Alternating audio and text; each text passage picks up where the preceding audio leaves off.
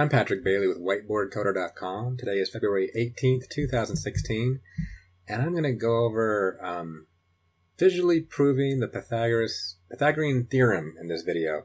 And I'm going to go over it just because I think it's interesting. So I was recently watching something on Netflix called The Story of Maths, which I suggest you watch. It's kind of a cool little series, just kind of showing math, and at least in the first episode they were talking about different how they solve different mathematical problems throughout history. And so they went over the Pythagorean Theorem, which is the right angles, where it shows a squared plus b squared equals c squared. And I'm sure back when I was in middle school or high school, some teacher showed me this, and I don't remember it, or it just went over my head. I'd like to think they didn't, but anyway, there's a visual way to kind of show the Pythagorean Theorem, and I just want to go over it because it was kind of cool. So imagine here you have just a right triangle, and what you can do is you can copy, I already copied and pasted these, and rotate them 90 degrees. So now there we have all the same triangles, but they're all rotated. So the C part is on the inside, and we can see we've made a square. So this square has the area of c squared, right? Cool. So now we know that c squared equals a squared plus b squared. And so what he did in this show was kind of cool. So he said, okay, let's just take these and move these around.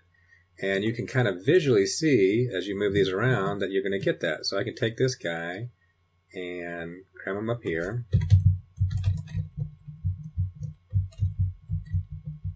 There we go.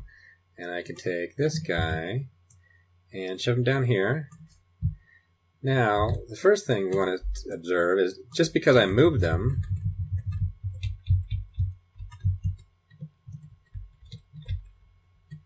okay, I guess I didn't make these perfect.